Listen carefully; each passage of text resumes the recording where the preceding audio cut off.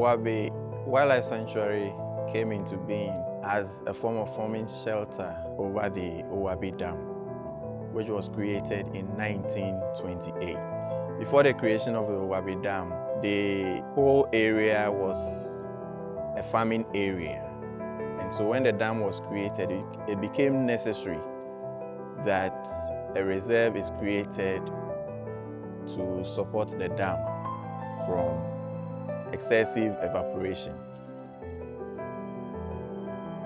Owabi originally is a wildlife sanctuary, and as one of the conditions of ratifying the convention, the moment you go in as a nation or as a country or a party to sign, then you designate one of your wetland areas as a Ramsar site. So Owabi was the first one that was designated as a Ramsar site in 1988 when the Ghana government went in to ratify that agreement. The initial depth of the water is 22.5 feet deep, but due to siltation and other activities, the depth has reduced to 6.5, as you will imagine.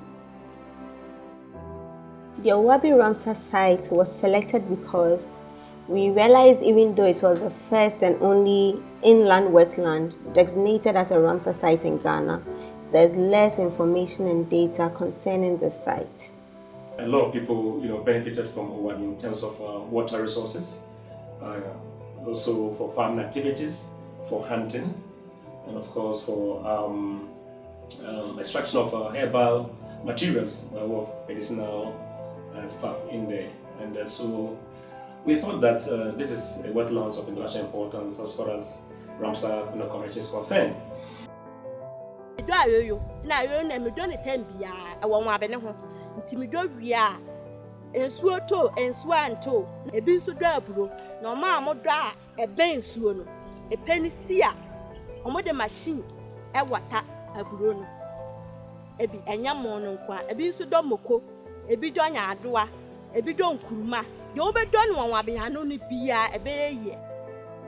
Yenkoda bremu no na ensuo no na omo ye dam na eso sketch ne so pa anso nam se emfuye ene poor treatment nti ensuo no eso ate na so eso te ate no ewura ne ateche na ama ensuo no so ate first ba na ensuo no emunye fi se se o mato ball na gumama ensuo no nsuo na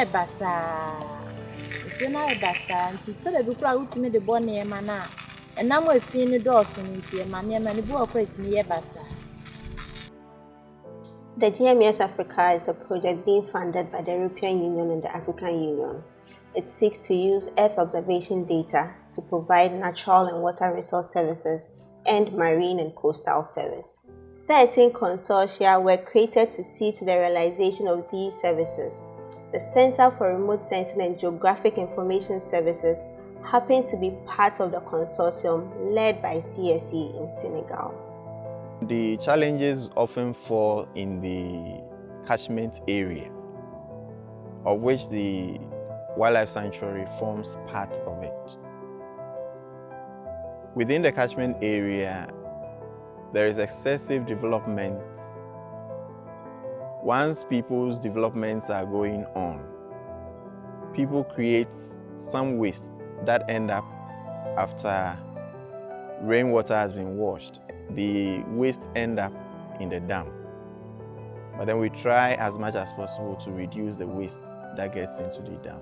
Expansion of urbanization is one of the things that we observed to be the key drivers of change in Owabi. The massive siltation that we all know of from the upper catchments, and then the level of pollution.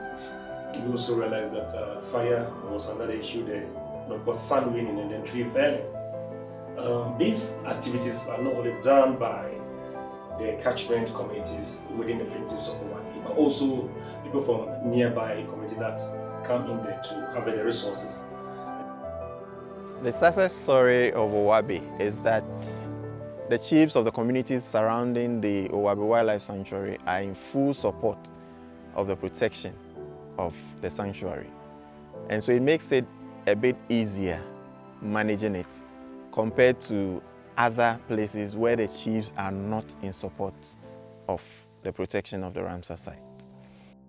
Wildlife na eba ha no ama broni beka say intruders enkrofo a omro wura mu ebi kodwetwa nnua ne kokum nam ne ade enam say wildlife for no ha no ama saa de no enhwe da enkoso.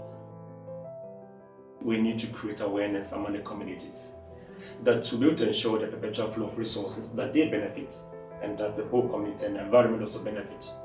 We need to sustain it. And how do we do that? By way of conservation.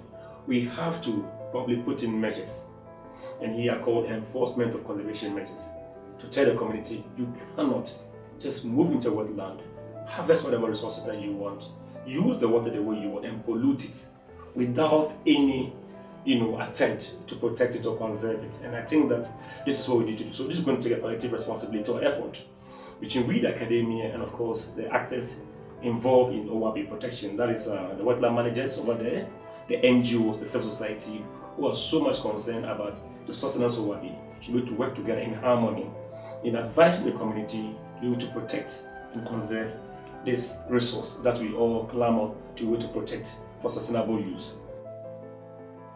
The benefits we expect from the project is likely to be very good because people all over the world might not know about Owabi Wildlife Sanctuary.